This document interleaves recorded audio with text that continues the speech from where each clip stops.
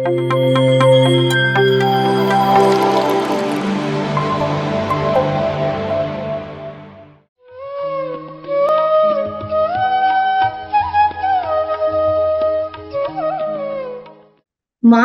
ಜೀವನ ಎಂಬುದು ತ್ರಿಕ್ಷೇತ್ರಮಯ ಅಂತ ಹೇಳ್ತಿದ್ದಾರೆ.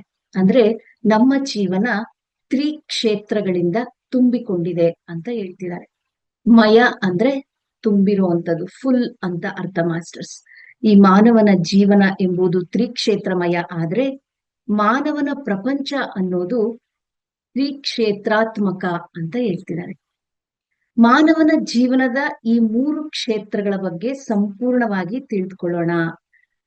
ತ್ರಿಕ್ಷೇತ್ರ ಎಂದರೆ 3 ಕ್ಷೇತ್ರಗಳು.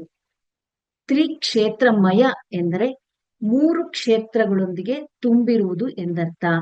3 ಕ್ಷೇತ್ರಗಳಿಂದ ತುಂಬಿರತಕ್ಕಂತಹದೇ ತ್ರಿಕ್ಷೇತ್ರಗಳು ಎಂದರ್ಥ. ಮಾನವನ ಸ್ವಂತ ಜೀವನದಲ್ಲಿ ಈ 3 ಕ್ಷೇತ್ರಗಳು ಕೂಡ ಇದೆ. ಪ್ರತಿಯೊಬ್ಬ ಮಾನವನ ಸ್ವಂತ ಜೀವನದಲ್ಲಿ ಈ 3 ಕ್ಷೇತ್ರಗಳು ಇದಾವೆ. ಹಾಗೆಯೇ ಮಾನವ ಪ್ರಪಂಚವೆಲ್ಲ ಸಹ ಈ ತ್ರಿಕ್ಷೇತ್ರಗಳಿಂದಲೇ ಪ್ರಕಾಶಮಾನವಾಗಿದೆ. ಮಾನವನ ಪ್ರಪಂಚ ಅನ್ನೋದು ಖನಿಜ ಸಾಮ್ರಾಜ್ಯ, ವೃಕ್ಷ ಸಾಮ್ರಾಜ್ಯ, ಪ್ರಾಣಿ ಸಾಮ್ರಾಜ್ಯ, ಮಾನವನ ಸಾಮ್ರಾಜ್ಯ. ಈ ಮಾನವನ ಪ್ರಪಂಚ ಅನ್ನೋದು ಈ ತ್ರಿಕ್ಷೇತ್ರಮಯಗಳಿಂದಲೇ ಪ್ರಕಾಶಮಾನವಾಗಿದೆ ಅಂತ ಹೇಳ್ತಿದ್ದಾರೆ. ಯಾವುವು ಈ 3 ಕ್ಷೇತ್ರಗಳು? ಆ 3 ಕ್ಷೇತ್ರಗಳು ಯಾವುದಂದ್ರೆ ಭಾವನಾ ಕ್ಷೇತ್ರ ಅಂದ್ರೆ ಆಲೋಚನೆಗಳ ಕ್ಷೇತ್ರ, ವಾಕ್ ಕ್ಷೇತ್ರ ಅಂದ್ರೆ ನಮ್ಮ ವಾಕುಗಳ ಕ್ಷೇತ್ರ ಅಂದ್ರೆ ನಮ್ಮ ಮಾತುಗಳ ಕ್ಷೇತ್ರ, ಮೂರನೇದು ಬಂದು ಕ್ರಿಯಾಕ್ಷೇತ್ರ, ನಾವು ಮಾಡುವ ಕೆಲಸಗಳು ಅಥವಾ ಕಾರ್ಯಗಳು. ಇವೆಲ್ಲವೂ ಕೂಡ 3ನೇ ಕ್ಷೇತ್ರದಲ್ಲಿ ಬರುತ್ತೆ. ನಾವ್ ಏನ್ ಕೆಲಸಗಳನ್ನ ಮಾಡ್ತೀವೋ ಅದೆಲ್ಲವೂ 3ನೇ ಕ್ಷೇತ್ರದಲ್ಲಿ ಬರುತ್ತೆ. ನಾವ್ ಏನ್ ಆಲೋಚನೆಗಳನ್ನ ಮಾಡ್ತೀವೋ ಅದು ಆಲೋಚನಾ ಕ್ಷೇತ್ರ ಅಂದ್ರೆ ಭಾವನಾ ಕ್ಷೇತ್ರ ಅಂತಾನೂ ಕರೀತಾರೆ. ಹಾಗೆ ನಾವ್ ಏನ್ ಮಾತಾಡ್ತೀವೋ ಅವೆಲ್ಲವೂ ಕೂಡ ವಾಕ್ ಕ್ಷೇತ್ರಗಳಲ್ಲಿ ಬರುತ್ತೆ. ನಾವ್ ಏನು ಕಾರ್ಯಗಳನ್ನ ಮಾಡ್ತೀವೋ, ಕ್ರಿಯೆಗಳನ್ನ ಮಾಡ್ತೀವೋ, ಕರ್ಮಗಳನ್ನ ಮಾಡ್ತೀವೋ ಅವೆಲ್ಲವೂ ಕೂಡ ಕ್ರಿಯಾಕ್ಷೇತ್ರದಲ್ಲಿ ಬರುತ್ತೆ. ಆದ ಕಾರಣ ಮಾನವ ಜೀವನ ಎಂಬುದು ತ್ರಿಕ್ಷೇತ್ರಮಯಗಳಿಂದ ತುಂಬಿರುವಂತದ್ದು ಅಂತ ಇಲ್ಲಿ ವ್ಯಕ್ತಪಡಿಸ್ತಿದ್ದಾರೆ. ಭಾವನೆಗಳು, ವಾಕುಗಳು, ಕಾರ್ಯಗಳು. ಭಾವನೆಗಳು ಅಂದರೆ ಇಂಗ್ಲಿಷ್ ನಲ್ಲಿ ಥಾಟ್ಸ್ ಅಂತ ಹೇಳ್ತೀವಿ. Negative thoughts, positive thoughts, disaster thoughts, miraculous thoughts, ಎಲ್ಲ ರೀತಿಯ ಆಲೋಚನೆಗಳು ನಮ್ಮಲ್ಲಿ ಇದೆ ಮಾಸ್ಟರ್ಸ್. ಭಾವನೆಗಳು ಅಂದರೆ ಥಾಟ್ಸ್ ಅಂತ ಹೇಳ್ತಾರೆ. ವಾಕ್ಗಳು ಅಂದರೆ ಇಂಗ್ಲಿಷ್ ನಲ್ಲಿ ವರ್ಡ್ಸ್ ಅಂತ ಹೇಳ್ತಾರೆ. ನಾವು ಹೊರಡಿಸತಕ್ಕಂತಹ ಪದಗಳು, ಶಬ್ದಗಳು ಅಂತ ತಿಳ್ಕೊಳ್ಬಹುದು. ಕ್ರಿಯೆಗಳು ಅಂತ ಹೇಳಿದ್ರೆ ಇಂಗ್ಲಿಷ್ ನಲ್ಲಿ ಡೀಡ್ಸ್ ಅಂತ ಹೇಳ್ತಾರೆ. ನಾವು ಮಾಡತಕ್ಕಂತಹ ಕೆಲಸಗಳು, ಕರ್ಮಗಳು ಅಂತ ಅನ್ಕೋಬಹುದು. ಮಾನವನ ಜೀವನದಲ್ಲಿ ಇವು 3 ವಿಸ್ತಾರ ರೂಪದಲ್ಲಿದೆ. ನಮ್ಮ ಜೀವನದಲ್ಲಿ ಅಂದ್ರೆ ಮಾನವನ ಜೀವನದಲ್ಲಿ ಈ ಭಾವನಾ ಕ್ಷೇತ್ರ ಮತ್ತೆ ವಾಕ್ಕ್ಷೇತ್ರ, ಕ್ರಿಯಾಕ್ಷೇತ್ರ ಅನ್ನೋದು ಬಹಳ ವಿಸ್ತಾರವಾಗಿ ಇದೆ ಅಂತ ಹೇಳ್ತಿದ್ದಾರೆ. ಈ ವಿಸ್ತಾರವಾದ ಭಾವನಾ ಕ್ಷೇತ್ರ, ವಿಸ್ತಾರವಾದಂತಹ ವಾಕ್ ಕ್ಷೇತ್ರ, ವಿಸ್ತಾರವಾದಂತಹ ಕ್ರಿಯಾಕ್ಷೇತ್ರ, ಈ 3 ವಿಸ್ತಾರವಾದ ಕ್ಷೇತ್ರಗಳೊಂದಿಗೆ ಮಾನವನ ಜೀವನವು ತುಂಬಿರುವುದು. ಹಾಗೆಯೇ ಮಾನವ ಪ್ರಪಂಚವು ಸಹ ಅಂತ ಹೇಳ್ತಿದ್ದಾರೆ.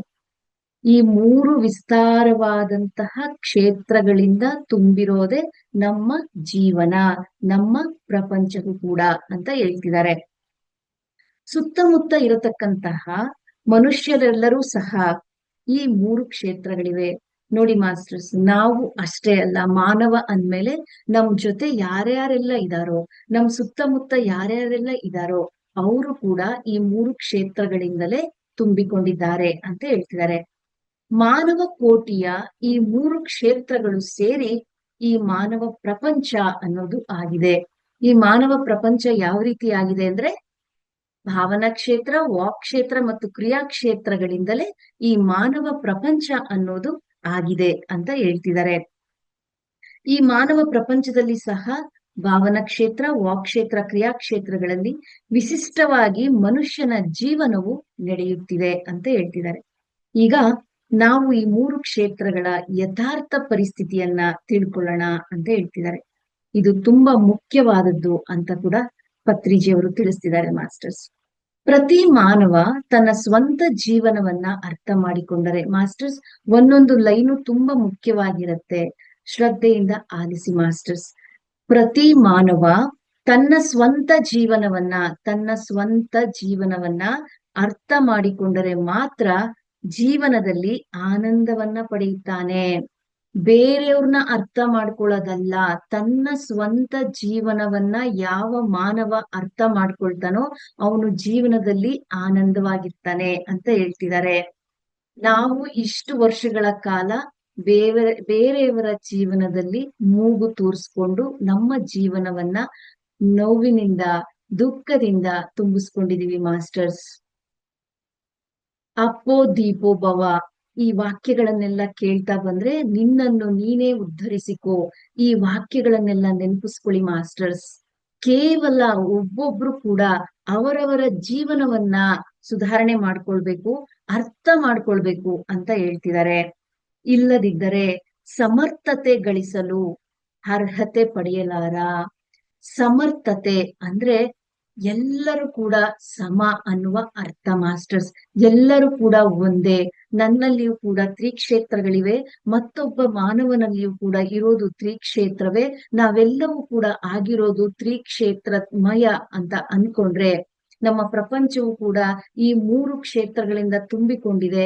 ಸೊ ಅದಕ್ಕಾಗಿ ಒಬ್ಬೊಬ್ರು ತಮ್ಮ ತಮ್ಮ ಜೀವನವನ್ನ ಸರಿಯಾಗಿ ಅರ್ಥ ಮಾಡ್ಕೊಳ್ಬೇಕು ಅನ್ನೋದನ್ನ, ಅವಾಗ ಮಾತ್ರ ನಮ್ಮಲ್ಲಿ ಸಮರ್ಥತೆ ಮತ್ತು ಅರ್ಹತೆ ಪಡೆಯಲು ಸಾಧ್ಯ ಅಂತ ಹೇಳ್ತಿದ್ದಾರೆ. ಆದ್ದರಿಂದ ತಾನು ಏನು ಎಂಬುದನ್ನ ಮೊದಲು ತಿಳಿದುಕೊಳ್ಬೇಕು. ಫಸ್ಟ್ ನಾವು ಮಾಡ್ಬೇಕಾಗಿರೋದು ಏನಂದ್ರೆ ಮಾಸ್ಟರ್ಸ್, ನಮ್ಮ ಜೀವನದ ಪರ್ಪಸ್ ಏನಂದ್ರೆ ನಾವು ಯಾರು ಅಂತ ಫಸ್ಟ್ ತಿಳ್ಕೊಳ್ಬೇಕು. ಮ್ಯಾನ್ ನೋ ದೈಸೆಲ್ಫ್ ಎಂದಿದ್ದಾರೆ ಗ್ರೀಕ್ ಮಾಸ್ಟರ್ಸ್. ನಿನ್ನನ್ನು ನೀನು ತಿಳಿದುಕೋ, ಅಪ್ಪೋ ದೀಪೋ ಭವ ಎಂದಿದ್ದಾರೆ ಗೌತಮ ಬುದ್ಧ. ರಮಣ ಮಹರ್ಷಿಗಳ ಹತ್ರ ಹೋದ್ರು ಕೂಡ ಹೂ ಆಮ್ ಐ, ನೀನು ಯಾರು ಅನ್ನೋದನ್ನ ಫಸ್ಟ್ ತಿಳ್ಕೊಂಡು ಆಮೇಲೆ ಮಾತಾಡು ಅಂತಾನೆ ಹೇಳ್ತಿರ್ತಾರೆ. ಸೊ ನಿನ್ನನ್ನು ನೀನು ತಿಳಿದುಕೋ, ಅಪ್ಪೋ ದೀಪೋ ಭವ ಎಂದಿದ್ದಾರೆ ಗೌತಮ ಬುದ್ಧ. ಅಂದರೆ ನನ್ನ ಬಗ್ಗೆ ನಾನು ಏನು ಎಂದು ತಿಳಿದುಕೊಳ್ಳಬೇಕು. ಅಂದರೆ ನಾನು ಏನು, ನಾನು ಎಂಬುದು ತ್ರಿಕ್ಷೇತ್ರಮಯ. ನೋಡಿ ಮಾಸ್ಟರ್ಸ್, ನನ್ನನ್ನು ನಾನು ತಿಳ್ಕೊಳ್ಳೋದು ಅಂತ ಹೇಳಿದ್ರೆ, ನಾನು ಯಾರು ಅಂತ ಹೇಳಿದ್ರೆ, ನಾನು ಈ ತ್ರಿಕ್ಷೇತ್ರಗಳಿಂದ ತುಂಬಿಕೊಂಡು ಆಗಿರತಕ್ಕಂತಹ ಮಾನವ ಅನ್ನೋದನ್ನ ತಿಳ್ಕೊಳ್ಬೇಕು. ಹಾಗೆ ಮಾನವನ ಜೀವನ ತ್ರಿಕ್ಷೇತ್ರಮಯ. ಆದ್ದರಿಂದ ನನ್ನನ್ನು ನಾನು ತಿಳಿಯಬೇಕೆಂದರೆ ನನ್ನ ಭಾವನಾ ಪ್ರಪಂಚ, ನನ್ನ ವಾಕ್ ಪ್ರಪಂಚ ಹಾಗೂ ನನ್ನ ಕ್ರಿಯಾ ಪ್ರಪಂಚದ ಬಗ್ಗೆ ಕೂಲಂಕುಷವಾಗಿ ನಾನು ತಿಳ್ಕೊಳ್ಬೇಕಾಗತ್ತೆ. ನೋಡಿ ಮಾಸ್ಟರ್ಸ್, ನನ್ನನ್ನ ನಾನ್ ತಿಳ್ಕೊಳ್ಬೇಕು ಅಂತ ಹೇಳಿದ್ರೆ ನನ್ನ ಭಾವನಾ ಪ್ರಪಂಚವನ್ನ ನಾನು ಕರೆಕ್ಟ್ ಆಗಿ ತಿಳ್ಕೊಳ್ಬೇಕಾಗತ್ತೆ. ನನ್ನ ವಾಕ್ ಪ್ರಪಂಚ ಅಂದ್ರೆ ಮಾತಿನ ಪ್ರಪಂಚವನ್ನ ನಾನು ತಿಳ್ಕೊಳ್ಬೇಕಾಗತ್ತೆ. ಅಂದ್ರೆ ನಾನು ಯಾವ ರೀತಿ ಆಲೋಚನೆ ಮಾಡ್ತಾ ಇದ್ದೀನಿ, ಯಾವ ರೀತಿಯ ಮಾತಾಡ್ತಾ ಇದ್ದೀನಿ, ಯಾವ ರೀತಿಯ ಕ್ರಿಯೆಗಳನ್ನ ಮಾಡ್ತಾ ಇದ್ದೀನಿ, ನನ್ನ ಕ್ರಿಯಾ ಕ್ಷೇತ್ರದ ಬಗ್ಗೆ, ಕ್ರಿಯಾ ಪ್ರಪಂಚದ ಬಗ್ಗೆ ತಿಳ್ಕೊಳ್ಬೇಕಾಗತ್ತೆ. ನನ್ನ ಸ್ವಂತ ಅಂತ ಹೇಳಿದ್ರೆ ನಮ್ಮ ಭಾವನೆ, ನಮ್ಮ ಮಾತು, ನಮ್ಮ ಕ್ರಿಯೆಗಳ ಬಗ್ಗೆ ನಾವು ಮಾತ್ರ ತಿಳ್ಕೊಳ್ಬೇಕು ಫಸ್ಟು. ನನ್ನನ್ನು ನಾನು ತಿಳಿದುಕೊಂಡರೆ ಈ ಪ್ರಪಂಚವೆಲ್ಲ ತಿಳಿದುಕೊಳ್ತೇನೆ. ಯಾವಾಗ ನೀವು ಈ ತ್ರಿಕ್ಷೇತ್ರಗಳ ಬಗ್ಗೆ ಕೂಲಂಕುಷವಾಗಿ ತಿಳ್ಕೊಳ್ತಿರೋ ಆಗ ಮಾತ್ರ ಪ್ರಪಂಚವೆಲ್ಲ ತಿಳಿದುಕೊಳ್ತೀವಿ ಅಂತ ಹೇಳ್ತಿದ್ದಾರೆ. ಏಕೆಂದರೆ ಅಲ್ಲಿಯೂ ಸಹ ಇರುವುದೇ ಈ ತ್ರಿಕ್ಷೇತ್ರಮಯ. ಈ ಪ್ರಪಂಚ ಆಗಿರೋದು ಕೂಡ ಭಾವನೆಗಳಿಂದ, ವಾಕ್ಗಳಿಂದ, ಕ್ರಿಯೆಗಳಿಂದ. ಸೊ ಅದು ನನ್ನೊಳಗೆ ಇದೆ ಅಂದ್ಮೇಲೆ ನನ್ನನ್ನ ನಾನು ಕರೆಕ್ಟ್ ಆಗಿ ಯಾವ ರೀತಿ ಭಾವನೆಗಳಿಂದ ತುಂಬಿದ್ದೀನಿ, ಯಾವ ರೀತಿ ಕೆಲಸಗಳಿಂದ ತುಂಬಿದ್ದೀನಿ, ಯಾವ ರೀತಿಯ ಏನದು ಮಾತುಗಳಿಂದ ತುಂಬಿಕೊಂಡಿದ್ದೀನಿ ಅನ್ನೋದನ್ನ ನಾನ್ ಫಸ್ಟ್ ಅರ್ಥ ಮಾಡ್ಕೊಳ್ಬೇಕು. ಹಾಗೆ ನನ್ನನ್ನು ನಾನು ತಿಳಿದುಕೊಂಡರೆ ಪ್ರಪಂಚವೆಲ್ಲ ತಿಳಿದುಕೊಂಡಂತೆ. ನನ್ನೊಂದಿಗೆ ನಾನು ಆಯಾಗಿ ಜೀವಿಸಲ್ಪಟ್ಟರೆ ಪ್ರಪಂಚದಲ್ಲಿ ಎಲ್ಲಾದರೂ ಯಾರ ಬಳಿಯಾದರೂ ಆಯಾಗಿ ಜೀವಿಸಬಲ್ಲೆ. ನೋಡಿ ಮಾಸ್ಟರ್ಸ್, ನನ್ನೊಂದಿಗೆ ನಾನು ಜೀವನವನ್ನ ಮಾಡಿದ್ದೆ ಆದ್ರೆ ಪ್ರಪಂಚದಲ್ಲಿ ಎಲ್ಲಿಯಾದರೂ ಸರಿ ಯಾರ ಬಳಿಯಾದರೂ ಸರಿ ನಾವು ಹಾಯಾಗಿ ಜೀವಿಸ್ಕೊಳ್ಬಹುದು ಅನ್ನೋ ವಿಚಾರವನ್ನ ಇಲ್ಲಿ ಸ್ಪಷ್ಟವಾಗಿ ತಿಳಿಸ್ಕೊಡ್ತಿದ್ದಾರೆ ಪತ್ರಿಜಿ ಗುರುಗಳು. ನನ್ನೊಂದಿಗೆ ನಾನು ಹಾಯಾಗಿ ಜೀವಿಸದೆ ಹೋದರೆ, ನಮ್ಮೊಂದಿಗೆ ನಾವೇ ಜೀವಿಸ್ಲಿಲ್ಲ ಅಂತ ಹೇಳಿದ್ರೆ ಏನಾಗತ್ತೆ? ಸುಖ ಶಾಂತಿಯಿಂದ ಇರದೆ ಹೋದರೆ ಪ್ರಪಂಚದಲ್ಲಿ ಎಲ್ಲಾದರೂ ಯಾರ ಬಳಿಯಾದರೂ ಹಾಯಾಗಿ ಶಾಂತವಾಗಿ ಜೀವಿಸುವುದು ಅಸಂಭವ. ನೋಡಿ ಮಾಸ್ಟರ್ಸ್, ನಾವು ನಮ್ಮೊಂದಿಗೆ ಜೀವಿಸದೆ ಹೋದ್ರೆ, ನಮ್ಮ ಈ ಮೂರು ಕ್ಷೇತ್ರಗಳನ್ನ ನಾವು ಅರ್ಥ ಮಾಡ್ಕೊಂಡು, ನಮ್ಮ ಒಂದು ಪ್ರಪಂಚವನ್ನ ನಾವು ಅರ್ಥ ಮಾಡ್ಕೊಂಡು ಜೀವಿಸ್ಲಿಲ್ಲ ಅಂದ್ರೆ ನಾವು ಯಾರ ಬಳಿಯಾದರೂ ಶಾಂತಿಯಾಗಿರ್ಲಿಕ್ಕೆ ಸಾಧ್ಯ ಆಗುದಿಲ್ಲ, ಅಸಂಭವ ಅಂತಾನೆ ಹೇಳ್ತಿದ್ದಾರೆ. ಆದ್ದರಿಂದ ನೋ ತೈಸೆಲ್ಫ್, ನಿನ್ನನ್ನು ನೀನು ತಿಳಿದುಕೋ. ನೀನು ತ್ರಿಕ್ಷೇತ್ರಮಯಗಳಿಂದ ಆಗಿರೋದು ಅಂತ ತಿಳ್ಕೊ. ಆ ಆಲೋಚನೆಗಳನ್ನ, ಆ ಮಾತುಗಳನ್ನ, ಕ್ರಿಯೆಗಳನ್ನ ಬದಲಾಯಿಸ್ಕೋ. ಸರಿಯಾದ ಭಾವನೆಗಳನ್ನ, ಸರಿಯಾದ ಮಾತುಗಳನ್ನ, ಸರಿಯಾದ ಕೆಲಸಗಳನ್ನ ಮಾಡು. ಆಗ ಮಾತ್ರ ನಿನ್ನನ್ನ ನೀನು ತಿಳ್ಕೊಳ್ಳಿಕ್ಕೆ ಸಾಧ್ಯ ಅನ್ನೋದನ್ನ ಇಲ್ಲಿ ಪದೇ ಪದೇ ರಿಪೀಟ್ ಮಾಡ್ತಿದ್ದಾರೆ ಮಾಸ್ಟರ್ಸ್. ಹಾಗೆ ಮೊದಲು ಹೇಳಿದ ಹಾಗೆ ಮಾನವ ಜೀವನ ಏನು? ಮಾನವನ ಜೀವನ ತ್ರಿಕ್ಷೇತ್ರಮಯ. ಇದನ್ನ ಅರ್ಥ ಮಾಡ್ಕೊಂಡ್ವಿ. ಮಾನವನಿಗೆ ಇರುವ ಆಲೋಚನೆಗಳು, ಮಾನವನಿಗೆ ಇರುವ ವಾಕ್ಗಳು, ಮಾನವನಿಗೆ ಇರುವ ಕ್ರಿಯೆಗಳು, ಇದನ್ನೇ ನಾವು ಮನಸ, ವಾಚ, ಕರ್ಮಣ ಅಂತ ಹೇಳ್ತಿದೀವಿ. ನೋಡಿ ಮಾಸ್ಟರ್ಸ್, ಮನಸ, ವಾಚ, ಕರ್ಮಣ. ನನ್ಗೊಂದು ಮೆಸೇಜ್ ಬಂದಿತ್ತು ಮಾಸ್ಟರ್ಸ್. ಸತ್ಯನಾರಾಯಣ ಪೂಜೆ ಇತ್ತು ಮನೇಲಿ. ಸೊ ಸತ್ಯನಾರಾಯಣ ಪೂಜೆ ಪ್ರಾರಂಭ ಆಗೋದಕ್ಕೆ ಮುಂಚೆ ಬೆಳಿಗ್ಗೆನೆ 5 ಗಂಟೆಲಿ ಎದ್ದು ನಾನು ಫಸ್ಟ್ ಧ್ಯಾನಕ್ಕೆ ಕುಳಿತುಕೊಂಡೆ. ಆ ಧ್ಯಾನಕ್ಕೆ ಕುಳಿತುಕೊಂಡಾಗ ಸತ್ಯನಾರಾಯಣ ಪೂಜೆ ಅಂದರೆ ಪೂಜೆ ಮಾಡೋದ್ ಅಲ್ಲ. ಸತ್ಯನಾರಾಯಣ, ಸತ್ಯನಾರಾಯಣ ಅಂತ ಹೆಸರು ತಗೊಳ್ಬೇಕು ಅಂದ್ರೆ ಅವನು ಏನ್ ಮಾಡ್ದ ಅದನ್ನ ನೀನು ಅನುಸರಿಸ್ಬೇಕು, ಫಾಲೋ ಮಾಡ್ಬೇಕು, ಇಂಪ್ಲಿಮೆಂಟ್ ಮಾಡ್ಕೊಳ್ಬೇಕು ಅಂತ. ಸತ್ಯ ಹರಿಶ್ಚಂದ್ರ ಸತ್ಯವಾದಿ ಅಂತ ಹೆಸರು ತಗೊಳ್ಬೇಕು ಅಂದ್ರೆ ಅವನು ತನ್ನ ಹೆಂಡತಿಯನ್ನು ಅಡವಿಟ್ಟ, ಮಗುವನ್ನು ಮಾರ್ಕೊಂಡ, ಪ್ರತಿ ಒಂದು ಸಾಮ್ರಾಜ್ಯವನ್ನ ಕಳ್ಕೊಂಡ, ಸತ್ಯವನ್ನ ಯಾವುದೇ ಕಾರಣಕ್ಕೂ ಹಲ್ಲೆಗಳಿದೆ ಮೆಟ್ಟಿ ನಿಂತ ಮಾಸ್ಟರ್ಸ್. ಅಂದ್ರೆ ಏನಂತ ಮೆಸೇಜ್ ಬಂತು ಅಂತ ಹೇಳಿದ್ರೆ, ನೀನು ಆಲೋಚನೆ ಮಾಡುವಾಗ, ಮಾತನಾಡುವಾಗ, ಕೆಲಸ ಮಾಡುವಾಗ ಸತ್ಯವಾದ ಆಲೋಚನೆ ಮಾಡು, ಸತ್ಯವಾದ ಮಾತನ್ನಾಡು, ಸತ್ಯವಾದ ಕೆಲಸಗಳನ್ನ ಮಾಡು. ಏನ್ ಆಲೋಚನೆ ಮಾಡ್ತೀಯೋ ಅದನ್ನೇ ಮಾತಾಡು, ಏನ್ ಮಾತಾಡ್ತೀಯೋ ಆ ಕೆಲಸವನ್ನೇ ಮಾಡು ಅನ್ನೋ ಒಂದು ಸಂದೇಶ ನನಗೆ ಸಿಕ್ತು ಮಾಸ್ಟರ್ಸ್. ಈ ವಿಚಾರವನ್ನ ಎಲ್ಲರಿಗೂ ತಿಳಿಸು. ಬರೀ ಪೂಜೆ ಮಾಡೋದ್ರಿಂದ ಏನು ಸಿಗೋದಿಲ್ಲ. ನಾವ್ ಅನ್ಕೊಂಡಿದೀವಿ ಸತ್ಯನಾರಾಯಣ ಪೂಜೆ ಮಾಡಿದ ತಕ್ಷಣ ಮನೆಯಲ್ಲಿ ಶಾಂತಿ, ಸಮೃದ್ಧಿ ಎಲ್ಲ ಸಿಗುತ್ತೆ ಅಂತ. ಇಲ್ಲ ಮಾಸ್ಟರ್, ಸತ್ಯನಾರಾಯಣ ಪೂಜೆ ಮಾಡೋದು ಆ ವ್ಯಕ್ತಿ ಆ ಸತ್ಯನಾರಾಯಣ ಆಗ್ಲಿಕ್ಕೆ ಏನೆಲ್ಲ ಮಾಡ್ದ, ಸತ್ಯವಾದ ವಾಕ್ಗಳನ್ನ, ಸತ್ಯತೆಯ ಮೇಲೆ ನಿಂತಿದ್ದ, ಆ ರೀತಿ ನಾವು ನಿಂತ್ಕೊಳ್ಬೇಕು ಮಾಸ್ಟರ್ಸ್. ಇದು ನನಗೆ ಬಂದಂತ ವಿಚಾರ. ಮನಸ್ಸ, ವಾಚ, ಕರ್ಮಣ. ನಾವು ಮನಸ್ಸಿನಲ್ಲಿ ಏನ್ ಆಲೋಚನೆ ಮಾಡ್ತೀವೋ, ವಾಚ ಅಂದ್ರೆ ಮಾತಿನಲ್ಲೂ ಅದೇ ಬರ್ಬೇಕು, ಮಾತನ್ನ ಏನ್ ಹೊರಡಿಸ್ತೀವೋ ಅದೇ ತರ ಕೆಲಸ ಮಾಡ್ಬೇಕು. ಮನಸ್ಸು ಎಂಬುದು ಆಲೋಚನೆಗಳ ಸಮೂಹ, ಬಂಡಲ್ ಆಫ್ ಥಾಟ್ಸ್. ನಮ್ಮ ಮೈಂಡ್ ಅನ್ನೋದು ಬಂಡಲ್ ಆಫ್ ಥಾಟ್ಸ್, ಎಷ್ಟೋ ರೀತಿಯ ಆಲೋಚನೆಗಳಿಂದ ತುಂಬಿರತಕ್ಕಂಥದ್ದು. ವಾಚ ಎಂಬುದು ವಾಕುಗಳ ಸಮೂಹ, ಅಂದ್ರೆ ಎಷ್ಟೋ ರೀತಿಯ ಮಾತುಗಳಿಂದ ತುಂಬಿರತಕ್ಕಂಥದ್ದು. ಕರ್ಮ ಎಂಬುದು ಕ್ರಿಯೆಗಳ ಸಮೂಹ, ಎಷ್ಟೋ ರೀತಿಯ ಕೆಲಸ ಕಾರ್ಯಗಳಿಂದ ತುಂಬಿಕೊಂಡಿರುವಂತದ್ದು ಅಂತ ಇಲ್ಲಿ ಹೇಳ್ತಿದ್ದಾರೆ. ಆದ್ದರಿಂದ ನಾವು ಯಾವುದನ್ನು ಮನಸ್ಸ, ವಾಚ, ಕರ್ಮಣ ಎಂದು ಹೇಳುತ್ತಿದ್ದೇವೋ ಈ ಮೂರು ಕ್ಷೇತ್ರಗಳ ಬಗ್ಗೆ ನಾವು ಸಂಪೂರ್ಣವಾಗಿ, ಸವಿವರವಾಗಿ, ಕೂಲಂಕುಷವಾಗಿ, ಅಮೂಲಾಗ್ರವಾಗಿ, ಅಮೂಲಾಗ್ರ ಅಂದ್ರೆ ಆದಿಯಿಂದ ಅಂತ್ಯದವರೆಗೂ, ನಖಶಿಖ ಪರ್ಯಂತವಾಗಿ, ತಲೆಯಿಂದ ಬುಡದವರೆಗೂ ನಾವು ತಿಳಿದುಕೊಳ್ಳೋಣ. ನೋಡಿ ಮಾಸ್ಟರ್ಸ್, ಎಷ್ಟು ವರ್ಡ್ಸ್ ಗಳನ್ನ ಯೂಸ್ ಮಾಡಿದ್ದಾರೆ.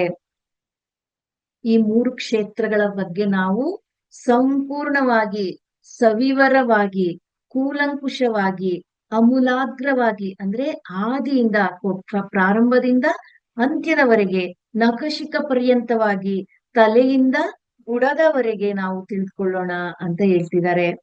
ಪ್ರತಿಯೊಬ್ಬರೂ ಸಹ ಇವುಗಳನ್ನು ತುಂಬಾ ಎಚ್ಚರಿಕೆಯಿಂದ ತಿಳಿದುಕೊಳ್ಬೇಕು. ಯಾಕಂದ್ರೆ ಮಾಸ್ಟರ್ಸ್, ನಾವು ಈ ತ್ರಿಕ್ಷೇತ್ರಗಳಿಂದಲೇ ಆಗಿರೋದು. ನಮ್ಮ ಪ್ರಪಂಚವು ಕೂಡ ಈ ತ್ರಿಕ್ಷೇತ್ರಮಯಗಳಿಂದಲೇ ತುಂಬಿರೋದು. ನಾನು ಪದೇ ಪದೇ ಈ ಮಾತನ್ನ ಬಳಸ್ತಾ ಇರ್ತೀನಿ ಮಾಸ್ಟರ್ಸ್. ಈಗ ಒಂದೊಂದೇ ವಿಚಾರಗಳ ಬಗ್ಗೆ ತಿಳಿಸ್ತಾ ಬಂದಿದ್ದಾರೆ, ಅದೇನಂತ ತಿಳ್ಕೊಳ್ಳೋಣ. ಈಗ ಇಷ್ಟೊತ್ತು ನಾವು ನಮ್ಮ ಜೀವನ ಯಾವ್ದ್ರಿಂದ ಆಗಿದೆ, ನಮ್ಮ ಪ್ರಪಂಚ ಯಾವ್ದ್ರಿಂದ ಆಗಿದೆ, ನಾವು ನಮ್ಮನ್ನ ಅರ್ಥಕೊಂಡ್ರೆ, ನಮ್ಮನ್ನ ನಾವು ಕೂಲಂಕುಷವಾಗಿ ತಿಳ್ಕೊಂಡ್ರೆ, ನಾವು ಯಾವ್ದ್ರಿಂದ ಮಾಡಲ್ಪಟ್ಟಿದೀವಿ ಅನ್ನೋದನ್ನ ತಿಳ್ಕೊಂಡ್ರೆ, ನಾವ್ ಈ ಪ್ರಪಂಚದಲ್ಲಿ ಯಾರ ಜೊತೆನಾದ್ರೂ ಹೇಗಾದ್ರೂ ಹಾಯಾಗಿ ಜೀವಿಸ್ಬೋದು. ಆನಂದದ ಜೀವನ ಬೇಕು ಅಂದ್ರೆ ಕೇವಲ ನೀವು ನಿಮ್ಮನ್ನು ನೀವು ಅರ್ಥ ಮಾಡ್ಕೊಳ್ಳಿ, ನೀವು ಯಾರಂತ ತಿಳ್ಕೊಳ್ಳಿ ಅನ್ನೋ ವಿಚಾರವನ್ನ ಈ ಒಂದು ಭಾಗದಲ್ಲಿ ತಿಳಿಸ್ಕೊಟ್ಟಿದ್ದಾರೆ ಮಾಸ್ಟರ್ಸ್. ಹಾಗೆ ಮನಸ್ಸ ವಾಚ ಕರ್ಮಣ ಅಂದ್ರೆ ಏನು ಅನ್ನೋದನ್ನ ತಿಳಿಸ್ಕೊಟ್ಟಿದ್ದಾರೆ. ಈಗ ಭಾವನಾ ಕ್ಷೇತ್ರ, ಮೊದಲನೇ ಕ್ಷೇತ್ರದ ಬಗ್ಗೆ ನಾನು ವಿವರಣೆಯನ್ನ ಕೊಡ್ತಾ ಬರ್ತೀನಿ. ಮೊಟ್ಟ ಮೊದಲಿಗೆ ನಾವು ಮೊದಲನೆಯದಾದ ಭಾವಕ್ಷೇತ್ರವನ್ನ ತಿಳ್ಕೊಳ್ಳೋಣ. ಈ 3 ಕ್ಷೇತ್ರಗಳಲ್ಲಿ ಮೊಟ್ಟ ಮೊದಲನೆಯದು ಭಾವನಾ ಕ್ಷೇತ್ರ, ಅಂದ್ರೆ ಆಲೋಚನಾ ಕ್ಷೇತ್ರ, ಬಂಡಲ್ ಆಫ್ ಥಾಟ್ಸ್, ಎಷ್ಟೊಂದು ಆಲೋಚನೆಗಳ ಸಮೂಹ ಇರತಕ್ಕಂತಹ ಕ್ಷೇತ್ರ. ಇದನ್ನೇ ನಾವು ಆಲೋಚನಾ ಕ್ಷೇತ್ರ ಎನ್ನುತ್ತೇವೆ ಅಥವಾ ಭಾವನಾ ಕ್ಷೇತ್ರ ಎನ್ನುತ್ತೇವೆ. ಇದರಲ್ಲಿ ನಮ್ಮ ಭಾವನೆಗಳು ಇರುತ್ತೆ, ನಮ್ಮ ಆಲೋಚನೆಗಳು ಇರುತ್ತೆ, ನಮ್ಮ ಇಮ್ಯಾಜಿನೇಷನ್ ಇರುತ್ತೆ, ನಮ್ಮ ಥಾಟ್ಸ್ ಇರುತ್ತೆ. ಏನೇನ್ ಇರುತ್ತೆ ಅಂತ ಹೇಳ್ತಿದ್ದಾರೆ. ನಮ್ಮ ಭಾವನೆಗಳಿರುತ್ತೆ, ನಮ್ಮ ಆಲೋಚನೆಗಳಿರುತ್ತೆ, ಇಮ್ಯಾಜಿನೇಷನ್ ನಮ್ಮ ಕಲ್ಪನೆಗಳಿರುತ್ತೆ, ಮತ್ತೆ ನಮ್ಮ ಥಾಟ್ಸ್ ಇರುತ್ತೆ.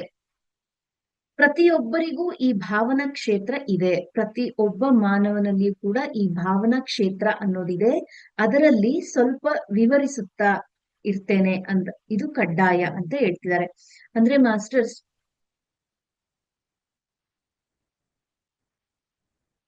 ಪ್ರತಿಯೊಬ್ಬರಲ್ಲಿಯೂ ಕೂಡ ಭಾವನೆ ಅನ್ನೋದು ಇದ್ದೇ ಇದೆ. ನಮ್ಮ ಭಾವನೆಗಳು ಶುದ್ಧ ಇದ್ರೆ ನಮ್ಮ ಆಲೋಚನೆಗಳು ಶುದ್ಧ ಇರುತ್ತೆ, ನಮ್ಮ ಆಲೋಚನೆಗಳು ಶುದ್ಧ ಇದ್ರೆ ನಮ್ಮ ಇಮ್ಯಾಜಿನೇಷನ್ ಕಲ್ಪನೆಗಳು ಶುದ್ಧವಾಗಿರುತ್ತೆ, ಮತ್ತೆ ನಮ್ಮ ಥಾಟ್ಸು ಏನಾಗತ್ತೆ, ಸಿದ್ಧಿ ಆಗ್ಲಿಕ್ಕೆ ಶುರು ಆಗತ್ತೆ. ನಮ್ಮ ಆಲೋಚನೆಗಳು ವಿಧ ವಿಧವಾಗಿರುತ್ತವೆ, ನಮ್ಮ ಭಾವನೆಗಳು ವಿಧ ವಿಧವಾದ ಸ್ಥಿತಿಯಲ್ಲಿ ವಿಹರಿಸುತ್ತಾ ಇರುತ್ತೆ. ಒಬ್ಬೊಬ್ರು ಆಲೋಚನೆ ಒಂದೊಂದ್ ತರ ಇರುತ್ತೆ ಅಂತ ಹೇಳ್ತಿದ್ದಾರೆ. ಬಗೆ ಬಗೆಯಾಗಿರುತ್ತೆ, ವಿಧ ವಿಧವಾಗಿರುತ್ತೆ. ಇದು ವಿಧ ವಿಧವಾದ ಸ್ಥಿತಿಯಲ್ಲಿ ವಿಹರಿಸ್ತಾ ಇರುತ್ತೆ ಅಂತ ಹೇಳ್ತಿರ್ತಾರೆ, ಓಡಾಡ್ತಾ ಇರುತ್ತೆ ಅಂತ. ನಮ್ಮ ಭಾವನೆಗಳು ಪಕ್ಷಿಗಳಂತೆ ಆ ವಿಶಾಲ ಗಗನದಲ್ಲಿ ಎಲ್ಲೂ ತಡೆ ಇರುವುದಿಲ್ಲ ಮಾಸ್ಟರ್ಸ್. ನಮ್ಮ ಭಾವನೆಗಳಿಗೆ ಯಾವುದೇ ರೀತಿಯಾದಂತಹ ತಡೆಗಳು ಅಡೆತಡೆಗಳು ಇರೋದಿಲ್ಲ.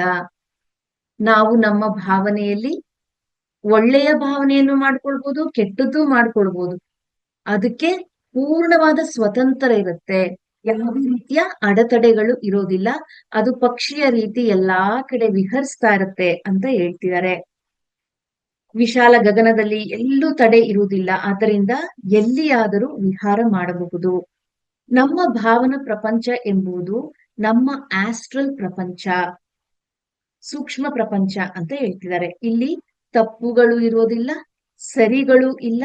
ನಮ್ಮ ಭಾವನೆಗಳಲ್ಲಿ ಇಲ್ಲಿ ಈ ಒಂದು ನಾವು ಏನ್ ಆಲೋಚನೆಗಳನ್ನ ಹೊಡಿಸ್ತೀವೋ ಅದರಲ್ಲಿ ತಪ್ಪು ಸರಿ ಅನ್ನೋದು ಇರೋದಿಲ್ಲ ಮಾಸ್ಟರ್ಸ್. ತಪ್ಪಾದ್ರೂ ಇರ್ಬೋದು, ಸರಿಯಾದ್ರೂ ಇರ್ಬೋದು. ನೀನ್ ತಪ್ಪು ಭಾವನೆ ಮಾಡ್ತಾ ಇದ್ಯಾ, ತಪ್ಪ ಆಲೋಚನೆ ಮಾಡ್ತಾ ಇದ್ಯಾ ಅಂತ ಕೇಳೋರು ಯಾರು ಇರೋದಿಲ್ಲ. ಹಾಗೆ ಕಳವು ಮಾಡಬಹುದು, ನಮ್ಮ ಭಾವನೆಗಳಲ್ಲಿ ದೋಚಿಕೊಳ್ಳಬಹುದು, ಕಳವು ಮಾಡಬಹುದು, ಅಕ್ರಮಗಳು ಮಾಡಬಹುದು, ಡೆಲ್ಲಿ ಸುಲ್ತಾನ್ನಂತೆ ಊಹಿಸಿಕೊಳ್ಳಬಹುದು, ಕಾಮುಕನಾಗಿ ಊಹಿಸ್ಕೊಳ್ಬಹುದು, ಏನಾದ್ರೂ ಮಾಡ್ಬೋದು. ನೋಡಿ ಮಾಸ್ಟರ್ಸ್, ಇಲ್ಲಿ ಏನ್ ಹೇಳ್ತಿದ್ದಾರೆ ಅಂದ್ರೆ, ನಾವ್ ಏನ್ ಆಲೋಚನೆ, ನಮ್ಮ ಭಾವನೆಯಲ್ಲಿ ಏನಿರುತ್ತೆ, ನಾನೊಬ್ಬ ಕಳ್ಳ ಆಗ್ಬೇಕು ಅಂತ ಇದ್ರೆ, ಆ ರೀತಿಯ ಭಾವನೆಯನ್ನ ಹೊಂದಿದ್ರೆ ಅದು ತಪ್ಪು ಅಂತ ಹೇಳ್ತಾ ಇಲ್ಲ. ನಾನೊಬ್ಬ ಧ್ಯಾನಿ ಆಗ್ಬೇಕು ಅನ್ನೋ ಭಾವನೆ ಇದ್ರೆ ಅದು ಸರಿ ಅಂತಾನು ಹೇಳ್ತಾ ಇಲ್ಲ. ಏನಾದ್ರೂ ಭಾವನೆಗಳನ್ನ ಇಟ್ಕೊಳ್ಬಹುದು. ಇಲ್ಲಿ ಅದು ತಪ್ಪು, ಇದು ಸರಿ, ಯಾವುದೇ ರೀತಿಯ ಜಡ್ಜ್ಮೆಂಟ್ ಇರೋದಿಲ್ಲ.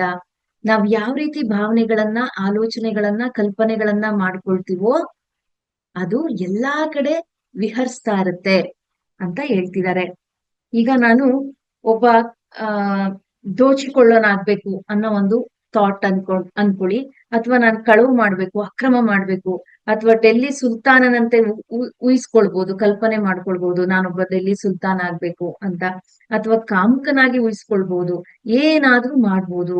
ಯಾರು ಸಹ ಏನು ನಿನ್ನ ಆಲೋಚನೆಗಳು ಹಾಗಿವೆ ಹೀಗಿವೆ ಎಂದು ಪ್ರಾಸಿಕ್ಯೂಟ್ ಮಾಡಲಾರರು. ಅಂದ್ರೆ ಮಾಸ್ಟರ್ಸ್, ನಾವ್ ಯಾವುದೇ ರೀತಿಯ ಆಲೋಚನೆಗಳನ್ನ ಮಾಡ್ಕೊಂಡ್ರು ಕೂಡ ಯಾರು ಕೂಡ ಯಾಕೆ ನೀನ್ ಈ ತರ ಆಲೋಚನೆಗಳನ್ನ ಮಾಡ್ತಾ ಇದ್ಯಾ, ನಿನ್ನ ಆಲೋಚನೆಗಳು ಸರಿ ಇಲ್ಲ, ಈ ರೀತಿಯಾದಂತಹ ಪ್ರಶ್ನೆಯನ್ನ ಕೇಳಲಾರರು, ಜಡ್ಜ್ಮೆಂಟ್ ಕೊಡೋದಿಲ್ಲ ಅಂತ ಹೇಳ್ತಿದ್ದಾರೆ. ಕೋರ್ಟಿನಲ್ಲಿ ದಾವೆ ಹೂಡಲಾರರು, ಏಕೆಂದರೆ ಅವು ಆಲೋಚನೆಗಳು ಸೂಕ್ಷ್ಮ ಲೋಕಗಳಿಗೆ ಸಂಬಂಧಿಸಿರುವುವು, ಭೌತಿಕ ಪ್ರಪಂಚಕ್ಕೆ ಸಂಬಂಧಿಸಿರುವುದಲ್ಲ. ನೋಡಿ ಮಾಸ್ಟರ್ಸ್, ನಾವು ಹೊರಡಿಸತಕ್ಕಂತಹ ಆಲೋಚನೆಗಳು ಸೂಕ್ಷ್ಮ ಲೋಕಕ್ಕೆ ಸಂಬಂಧಪಟ್ಟಿರುತ್ತೆ. ಎಲ್ಲಿವರೆಗೆ ತಲುಪುತ್ತೆ ನೋಡಿ.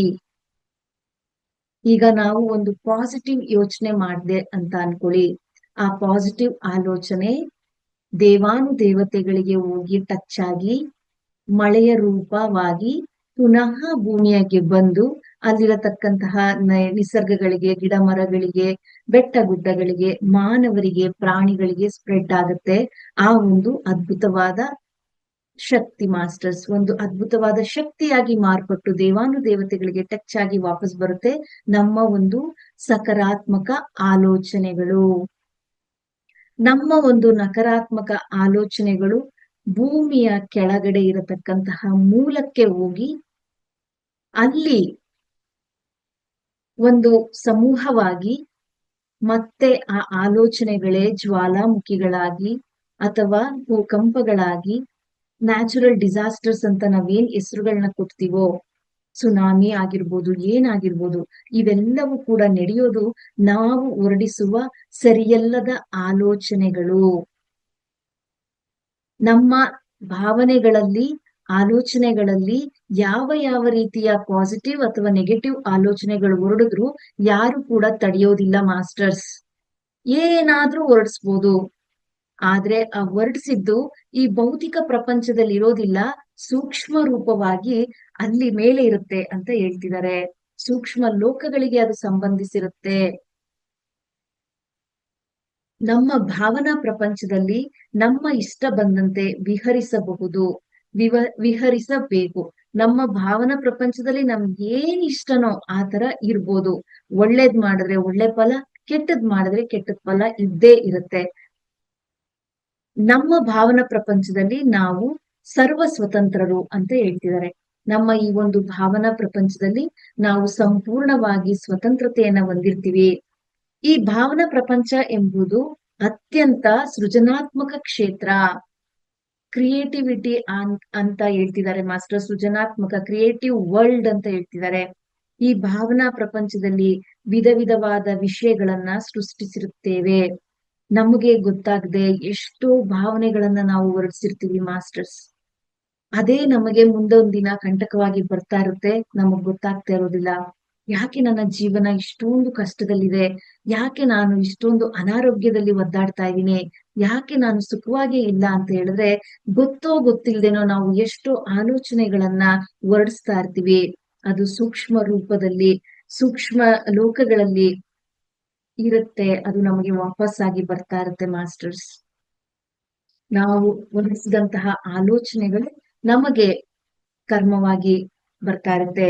ಹಾಗೆ ಈ ಭಾವನಾ ಪ್ರಪಂಚದಲ್ಲಿ ವಿಧ ವಿಧವಾದ ವಿಷಯಗಳನ್ನ ಸೃಷ್ಟಿಸುತ್ತಿರುತ್ತೇವೆ ಅಂತ ಹೇಳ್ತಿದ್ದಾರೆ. ಅದರ ಫಲಿತಾಂಶಗಳನ್ನ ನೋಡ್ತಿರ್ತೀವಿ. ನಾವ್ ಏನ್ ಕ್ರಿಯೇಟ್ ಮಾಡ್ತಿರ್ತೀವೋ, ಏನ್ ಹೊರಡಿಸ್ತಿರ್ತೀವೋ ಅದ್ರದ್ದು ಫಲಿತಾಂಶವನ್ನ ನಾವು ನೋಡ್ತಾ ಇರ್ತೀವಿ ಅಂತ ಹೇಳ್ತಿದ್ದಾರೆ. ಮತ್ತು ವಿವಿಧ ವಿಷಯಗಳನ್ನ ಭಾವನಾ ಪ್ರಪಂಚದಲ್ಲಿ ತಿಳಿದುಕೊಳ್ತೇವೆ. ಈ ಭಾವನಾ ಪ್ರಪಂಚದಲ್ಲಿ ಆಲೋಚನಾ ಕ್ಷೇತ್ರದಲ್ಲಿ ಕ್ರಮ ಅಕ್ರಮಗಳಿಲ್ಲ, ನ್ಯಾಯ ಅನ್ಯಾಯಗಳಿಲ್ಲ, ಧರ್ಮಾಧರ್ಮಗಳಲ್ಲಿ ತಪ್ಪು ಸರಿಗಳಿಲ್ಲ, ಸರಿಯಾದದ್ದು ಸರಿಯಲ್ಲದ್ದು ಎಂಬ ದ್ವಂದ್ವಗಳಿಲ್ಲ. ಆದ್ದರಿಂದ ಒಬ್ಬರ ಆಲೋಚನೆಗಳನ್ನು ಇನ್ನೊಬ್ಬರು ಗಣನೆಗೆ ತೆಗೆದುಕೊಳ್ಳೋದಿಲ್ಲ. ನೋಡಿ ಮಾಸ್ಟರ್ಸ್, ನಮ್ಮ ಆಲೋಚನಾ ಕ್ಷೇತ್ರದಲ್ಲಿ ಕ್ರಮವಾಗಿದೆ, ಅಕ್ರಮವಾಗಿದೆ, ನ್ಯಾಯವಾಗಿದೆ, ಅನ್ಯಾಯವಾಗಿದೆ, ಧರ್ಮದಲ್ಲಿದೆ, ಧರ್ಮದಲ್ಲಿಲ್ಲ, ತಪ್ಪು ಸರಿ ಈ ರೀತಿ ಇಲ್ಲ, ಸರಿಯಾಗಿದೆ ಸರಿಯಾಗಿಲ್ಲ ಎಂಬ ದ್ವಂದ್ವಗಳೇ ಇರೋದಿಲ್ಲ ಮಾಸ್ಟರ್ಸ್. ಒಬ್ಬರ ಆಲೋಚನೆಗಳನ್ನ ಇನ್ನೊಬ್ಬರು ಗಣನೆಗೆ ತೆಗೆದುಕೊಳ್ಳೋದಿಲ್ಲ ಅಂತ ಹೇಳ್ತಿದ್ದಾರೆ. ಅವು ಲಕ್ಷ್ಯ ಕೊಡುವ ಸ್ಥಿತಿಯಲ್ಲಿ ಇರೋದಿಲ್ಲ. ಲಕ್ಷ್ಯ ಕೊಡಬಾರದು. ಬಾರದ ವಿಷಯಗಳನ್ನ ಗಣನೆಗೆ ತೆಗೆದುಕೊಳ್ಳುವುದು ಎಂಬುದು ಸರಿಯಾದ ವಿಷಯ ಅಲ್ಲ. ಯಾರ ಭಾವನಾ ಸಾಮರ್ಥ್ಯ ಹೇಗೆ ಇರುವುದೋ ಅವರ ಭಾವನಾ ಪ್ರಪಂಚ ಹಾಗೆಯೇ ಸಿದ್ಧಿಸುತ್ತದೆ. ನೋಡಿ ಮಾಸ್ಟರ್ಸ್, ಅಂಡರ್ಲೈನ್ ಮಾಡ್ಕೊಳ್ಳಿ. ನಿಮ್ಮ ಭಾವನೆಗಳು, ನಿಮ್ಮ ಮಾತುಗಳು ಯಾವ ರೀತಿ ಇರುತ್ತೋ ಹಾಗೆಯೇ ನಿಮ್ಮ ಭಾವನಾ ಪ್ರಪಂಚ ಹಾಗೆಯೇ ಸಿದ್ಧಿಸುತ್ತದೆ. ನೀವ್ ಯಾವ ರೀತಿ ಆಲೋಚನೆ ಮಾಡ್ತಿರ್ತೀರೋ ಅದೇ ರೀತಿಯ ವಾತಾವರಣವನ್ನ ಯೂನಿವರ್ಸ್ ನಮಗೆ ಸೃಷ್ಟಿ ಮಾಡಿ ಕೊಡುತ್ತೆ. ಈ ಭಾವನೆಗಳಿಗೆ ಯಾವುದೇ ರೀತಿಯ ಅಡ್ಡಿ ಆತಂಕಗಳು, ನೀನ್ ತಪ್ಪು ಮಾತಾಡ್ತಾ ಇದೀಯಾ, ಸರಿ ಮಾತಾಡ್ತಾ ಇದೀಯಾ, ನೀನು ಹೊರಡಿಸ್ತಾ ಇರೋದು ಸರಿ ಅಲ್ಲ ಅಂತ ಹೇಳೋರು ಯಾರು ಇರೋದಿಲ್ಲ. ಏನಾದ್ರೂ ಹೊರಡ್ಸೋಕೆ ಸ್ವತಂತ್ರ ಇರುತ್ತೆ. ಆ ಸ್ವತಂತ್ರ ಇದ್ದಾಗ ನಾವು ಏನ್ ಹೊರಡ್ಸಿರ್ತೀವೋ ಅದಕ್ಕೆ ತಕ್ಕ ಫಲಿತಾಂಶವನ್ನ ಪಡಿತಾ ಇರ್ತೀವಿ ಮಾಸ್ಟರ್ಸ್. ಈಗ ನಾವು ಏನಾದ್ರೂ ಹೊರಡಿಸ್ಬೋದು, ಭಾವನೆಗಳನ್ನ, ಆಲೋಚನೆಗಳನ್ನ ಅಥವಾ ಕಲ್ಪನೆಗಳನ್ನ ಮಾಡ್ಕೊಳ್ಬೋದು. ಈಗ ನಾನು ಅವಾಗ್ಲೇ ಅಂದೆ, ನಾನು ಒಬ್ಬ ಕಳ್ಳನಾಗ್ತೀನಿ ಅಂದ್ರೆ ಅವನು ಆಗ್ಬೋದು, ಆದ್ರೆ ಅದಕ್ಕೆ ತಕ್ಕ ಒಂದು ಫಲಿತಾಂಶವನ್ನ ಅವನು ಪಡಿತಾನೆ. ಈಗ ನಾನು ಒಬ್ಬ ಸ್ಪೋರ್ಟ್ಸ್ ಮ್ಯಾನ್ ಆಗ್ಬೇಕು ಅಥವಾ ನಾನು ಒಬ್ಬ ಏನೋ ಒಂದು ಆಗ್ಬೇಕು ಅಂತ ಒಳ್ಳೆ ಆಲೋಚನೆ ಮಾಡಿದ್ರೆ ಅದಕ್ಕೆ ತಕ್ಕ ವಾತಾವರಣವನ್ನ ಯೂನಿವರ್ಸ್ ಕಲ್ಪಿಸ್ಕೊಡುತ್ತೆ. ನಾನು ಕೆಟ್ಟದಾಗಿ ಆಲೋಚನೆ ಮಾಡಿದ್ದೆ ಆದ್ರೆ ಅದಕ್ಕೆ ತಕ್ಕ ವಾತಾವರಣವನ್ನ ಯೂನಿವರ್ಸ್ ಕಲ್ಪಿಸ್ಕೊಡುತ್ತೆ. ಪ್ರತಿ ಒಂದು ಭಾವನೆಗಳಿಗೂ ಫಲಿತಾಂಶ ಇದ್ದೇ ಇದೆ ಅನ್ನೋದನ್ನ ಇಲ್ಲಿ ವ್ಯಕ್ತಪಡಿಸ್ತಿದ್ದಾರೆ. ನಾವು ಗೊತ್ತೋ ಗೊತ್ತಿಲ್ದೇನೋ ನಮ್ಮ ಮನೆಗಳಲ್ಲಿ ಎಷ್ಟೋ ರೀತಿಯ ಭಾವನೆಗಳನ್ನ, ಆಲೋಚನೆಗಳನ್ನ, ಒಂದು ಊಟ ಮಾಡುವಾಗ್ಲೂ ಕೂಡ ನಾವು ಏನಾದ್ರೂ ಒಂದು ತಿನ್ನುವಾಗ ಯಾವ ರೀತಿ ಆಲೋಚನೆಗಳನ್ನ ಇಟ್ಕೊಂಡು ಮಾಡ್ತೀವಿ ಅಂದ್ರೆ, ನಾನು ಈಗ ತಿಂತಾ ಇರೋ ಅನ್ನ ತಿಂತಾ ಇದ್ರೆ ಶುಗರ್ ಏನಾರು ಹೆಚ್ಚಾಗ್ಬಿಟ್ರೆ, ಪ್ರತಿದಿನ ಎಸ್ಸಲ್ಲಿ ನೀವು ಅನ್ನವನ್ನ ನೋಡ್ತಿರ್ತೀರಾ. ಅನ್ನ ಜಾಸ್ತಿ ತಿನ್ಬಾರ್ದು, ಶುಗರ್ ಬರುತ್ತೆ. ಉಪ್ಪು ಜಾಸ್ತಿ ತಿನ್ಬಾರ್ದು, BP ಬರುತ್ತೆ. ನೀವೇ ಎಲ್ಲವನ್ನ ಇನ್ವೈಟ್ ಮಾಡ್ಕೊಳ್ತಾ ಇರ್ತೀರಾ. ಎಣ್ಣೆ ಜಾಸ್ತಿ ತಿನ್ಬಾರ್ದು, ಕೊಲೆಸ್ಟ್ರಾಲ್ ಆಗುತ್ತೆ. ಅಥವಾ ನಮ್ಮ ಮಕ್ಕಳಿಗೆ ಏನಾದ್ರೂ ಆಲೋಚನೆಗಳನ್ನ ಹೊರಡಿಸ್ತಾ ಇರ್ತೀವಿ. ನೀನ್ ಸರಿಯಾಗಿ ಓದ್ತಾ ಇಲ್ಲ, ಮಾರ್ಕ್ ಸರಿಯಾಗಿ ತೆಗಿಯಲ್ಲ ಈ ಸಲ ನೀನು, ಈ ತರ ಓದಿದ್ರೆ ನಿನ್ ಮುಗೀತು ಈ ಸಲ ನಿನ್ಗೆ ಲೋ ಸ್ಕೋರೆ. ನೋಡಿ ಮಾಸ್ಟರ್ಸ್, ಎಷ್ಟು ಕಟುವಾಗಿ, ಎಷ್ಟು ಸತ್ಯ ತರ ಹೇಳ್ಬಿಡ್ತಾ ಇರ್ತೀವಿ. ಒಂದು ವಾಕ್ ಮಾಡ್ತಾ ಇಲ್ಲ ಅಂದ್ರೆ ಅವ್ರನ್ನ ಒಂದು ಅದೇ ಹೆಸರಿಂದ ಕರೆಯೋದು ಡುಮ್ಮ. ಯಾವ ಯಾವ ನಾವು ಆಲೋಚನೆಗಳನ್ನ ಇಟ್ಕೊಳ್ತಾ ಇರ್ತೀವೋ ಅದೇ ರೀತಿ ಆಲೋಚನೆಗಳಿಗೆ, ಆ ಭಾವನೆಗಳಿಗೆ ನಮ್ಮ ಭಾವನೆ ಯಾವ ತರ ಇರ್ಬೇಕು ಅಂದ್ರೆ ಸೀತಾಮಾತೆ ಹೇಳ್ತಾರೆ ಮಾಸ್ಟರ್ಸ್, ಎಷ್ಟು ಶುದ್ಧವಾಗಿರ್ಬೇಕು ಅಂತ ಹೇಳಿದ್ರೆ, ನಾವೊಂದು ಅಡಿಗೆ ಮಾಡುವಾಗ್ಲೂ ಕೂಡ ಅದ್ ಯಾರು ಬರ್ತಾರೋ ಅವರು ಸುಖವಾಗಿರ್ಲಿ, ಆನಂದವಾಗಿರ್ಲಿ, ಅವ್ರಿಗೆ ಏನ್ ಬೇಕೋ ಒಳ್ಳೇದು ಅವನ್ನೆಲ್ಲ ಪಡ್ಕೊಳ್ಳಿ. ನಾನು ಈ ಧ್ಯಾನಕ್ಕೆ ಬಂದ ಮೇಲೆ ಮಾಸ್ಟರ್ಸ್, ನಾವು ಮೊದ್ಲು ಈ ಭಾವನೆ ಅವೆಲ್ಲ ಏನೇನೋ ಯಾವ್ದೋ ಕೋಪನ ಆ ಚಪಾತಿ ಇಟ್ಟ ಮೇಲೋ ಆ ಪಾತ್ರೆಗಳ ಮೇಲೋ ತೋರ್ಸ್ಕೊಳ್ತಾ ಇದ್ವಿ. ಬಟ್ ಈ ಧ್ಯಾನಕ್ಕೆ ಬಂದ್ಮೇಲೆ ನಮ್ಮ ಒಂದು ಕುಟುಂಬವನ್ನ ಧ್ಯಾನ ಕುಟುಂಬವಾಗಿ ಮಾಡ್ಬೇಕು ಅಂತ ಹೇಳಿದ್ರೆ, ನಮ್ಮ ಭಾವನೆಗಳು ಯಾವ ರೀತಿ ಶುದ್ಧವಾಗಿರ್ಬೇಕು ಅನ್ನೋದನ್ನ ತಿಳ್ಕೊಂಡ ಮೇಲೆ ನಾವು ಒಂದು ಒಂದು ಒಂದು ಕಾಫಿ ಕೊಡ್ಲಿ, ಒಂದು ನೀರ್ ಕೊಡ್ಲಿ, ಒಂದು ಊಟ ಕೊಡ್ಲಿ, ಮನೆಗೆ ಯಾರೇ ಬರ್ಲಿ, ಇವರೆಲ್ಲ ಧ್ಯಾನಿಗಳಾಗ್ಲಿ, ಶಾಕಾಹಾರಿಗಳಾಗ್ಲಿ, ಎಲ್ಲರೂ ತಮ್ಮ ಜೀವನದಲ್ಲಿ ಆನಂದದ ಜೀವನವನ್ನ ನಡೆಸ್ಲಿ ಅನ್ನೋ ಒಂದು ಭಾವನೆಯಿಂದ ಅಡಿಗೆ ಮಾಡ್ತಿರ್ತೀವಿ. ಅದಕ್ಕೆ ಪತ್ರಿಜಿ ಗುರುಗಳು ಪ್ರತಿಯೊಂದು ಅನ್ನದಾನದಲ್ಲಿ ಕೌಂಟರ್ ನಲ್ಲಿ ಅವರೇ ನಿಂತ್ಕೊಂಡು ಬಡಿಸ್ತಾ ಇದ್ರು. ಯಾಕಂದ್ರೆ ಅವರ ಭಾವನೆ ಅಷ್ಟು ಪರಿಶುದ್ಧವಾಗಿರ್ತಿತ್ತು. ಅವರ ಒಂದು ವೈಬ್ರೇಷನ್ ಆ ಊಟಕ್ಕೆ ತಗಲಿ, ಅದು ತಿಂದವರೆಲ್ಲ ಎಷ್ಟು ಎಲ್ಲರೂ ಕೂಡ ಶಾಕಾಹಾರಿಗಳಾಗಿರೋದುಂಟು, ಧ್ಯಾನಿಗಳಾಗಿರೋದುಂಟು, ಪಿರಮಿಡ್ ಮಹತ್ವವನ್ನ ತಿಳ್ಕೊಂಡಿರೋದುಂಟು. ಈ ರೀತಿ ಇರ್ಬೇಕು ಮಾಸ್ಟರ್ಸ್ ನಮ್ಮ ಭಾವನೆಗಳು. ಗೊತ್ತೋ ಗೊತ್ತಿಲ್ದೇನೋ ಅನೇಕ ರೀತಿಯ ಭಾವನೆಗಳನ್ನ ನಾವು ನಮ್ಮಲ್ಲಿ ಇಟ್ಕೊಂಡಿರ್ತೀವಿ. ಅದಕ್ಕೆ ನಾವೇ ಕಷ್ಟವನ್ನ ತಂದ್ಕೊಳ್ತಾ ಇರ್ತೀವಿ. ನಮ್ಮ ದೇಹದ ಭಾಗಗಳಿಗೆ ಎಷ್ಟೊಂದು ಬೈಕೊಳ್ತಾ ಇರ್ತೀವಿ. ಬೆಳಗಿಂದ ಸಾಯಂಕಾಲದವರೆಗೆ ನಮಗೆ ಎಷ್ಟು ಸಹಾಯ ಸಹಕಾರಗಳನ್ನ ಕೊಟ್ಕೊಳ್ತಾ ಎಲ್ಲ ಕೆಲಸವನ್ನ ಮಾಡ್ತಾ ನಮ್ಮ ಜೊತೆಗಿರೋ ನಮ್ಮ ದೇಹದ ಅಂಗಾಂಗಗಳಿಗೆ ನಾವು ಒಮ್ಮೆ ಆದ್ರೂ ಕೃತಜ್ಞತೆಯನ್ನ ಸಲ್ಲಿಸ್ತೆ ನಮ್ಗೆ ಇಷ್ಟ ಬಂದಂಗೆ ಬಳಸ್ಕೊಂಡು ನಮಗ್ ನೋವು ಬಂದಾಗ ಅದಕ್ಕೆ ಬೈಕೊಳ್ತೀವಿ. ನಮ್ಮ ಭಾವನೆಗಳು ಪ್ರತಿ ಒಂದು ಕಡೆ ಶುದ್ಧವಾಗಿಟ್ಕೊಳ್ಬೇಕು ಮಾಸ್ಟರ್ಸ್. ಇವತ್ತಿಗೆ ಈ ಒಂದು ಪ್ಯಾರಾ ಹೇಳಿ ಇಲ್ಲಿಗೆ ಮುಗಿಸ್ತೀನಿ ಮಾಸ್ಟರ್ಸ್. ನಾಳೆ ಕಂಟಿನ್ಯೂ ಮಾಡ್ತೀನಿ. ಯಾವ ಭಾವನಾ ರೀತಿ ಹೇಗೆ ಇರುತ್ತದೋ ಆ ಭಾವನಾ ಪ್ರಪಂಚ ಹಾಗೇ ರೂಪುಗೊಳ್ಳುತ್ತದೆ. ಇದನ್ನೇ ನಾನು ಹೇಳ್ತಾ ಇದ್ದೀನಿ ಅವಾಗಿಂದ. ಯಾರ್ಯಾರ ಭಾವನೆ ಯಾವ್ಯಾವ ರೀತಿ ಇರುತ್ತೋ ಅದೇ ರೀತಿಯ ಪ್ರಪಂಚವನ್ ರೂಪುಗೊಳ್ಳುತ್ತೆ ಅಂತ ಹೇಳ್ತಿದ್ದಾರೆ. ಒಟ್ಟು ಹೇಳುವುದೇನೆಂದರೆ, ಈ ಮಾನವನ ಜೀವನದ ಮೊದಲನೇ ಕ್ಷೇತ್ರವಾದ ಭಾವನಾ ಕ್ಷೇತ್ರದಲ್ಲಿ, ಆಲೋಚನಾ ಕ್ಷೇತ್ರದಲ್ಲಿ ಪ್ರತಿ ಮನುಷ್ಯ ಕೂಡ ಸರ್ವ ಸ್ವತಂತ್ರನಾಗಿರ್ತಾನೆ. ಪುನಃ ಹೇಳ್ತಿದ್ದಾರೆ, ಈ ಒಂದು ಆಲೋಚನಾ ಕ್ಷೇತ್ರದಲ್ಲಿ ಸರ್ವ ಸ್ವತಂತ್ರನಾಗಿರ್ತಾನೆ. ಯಾವ ರೀತಿಯಾದ ಆಲೋಚನೆಗಳನ್ನಾದ್ರೂ ಹೊರಡಿಸ್ಬೋದು, ಏನಾದ್ರೂ ಮಾಡ್ಬೋದು. ಅಲ್ಲಿ ಯಥೇಚ್ಛಸಿ ತಥಾಕುರು, ನಿನ್ನ ಆಲೋಚನೆಗಳಲ್ಲಿ ಇಷ್ಟ ಬಂದಂತೆ ನೀನು ಮಾಡು ಅನ್ನೋದನ್ನ ಇಲ್ಲಿ ತಿಳಿಸ್ತಿದ್ದಾರೆ. ಇವತ್ತು ನಾವು ತಿಳ್ಕೊಂಡಿದ್ದು, ನಮ್ಮಲ್ಲಿ 3 ಕ್ಷೇತ್ರಗಳಿವೆ: ಭಾವನಾ ಕ್ಷೇತ್ರ, ವಾಕ್ ಕ್ಷೇತ್ರ, ಕ್ರಿಯಾಕ್ಷೇತ್ರ. ಅದರಲ್ಲಿ ಭಾವನಾ ಕ್ಷೇತ್ರಗಳ ಬಗ್ಗೆ ಹೇಳಿದೀನಿ. ಭಾವನಾ ಕ್ಷೇತ್ರ ಅಂದ್ರೆ ಆಲೋಚನೆಗಳು, ಕಲ್ಪನೆಗಳು, ಮತ್ತೆ ಈ ಒಂದು ಸಮೂಹ ಅಂದ್ರೆ ಥಾಟ್ಸ್ ಗಳ ಸಮೂಹ ಅಂತ ಹೇಳಿದೀನಿ. PMC ಕನ್ನಡ ಚಾನೆಲ್ ಅನ್ನು ಲೈಕ್ ಮಾಡಿ, ಶೇರ್ ಮಾಡಿ, ಸಬ್ಸ್ಕ್ರೈಬ್ ಮಾಡಿ ಮತ್ತು ಮಾಡಿಸಿ. ಎಲ್ಲರಿಗೂ ಧನ್ಯವಾದಗಳು.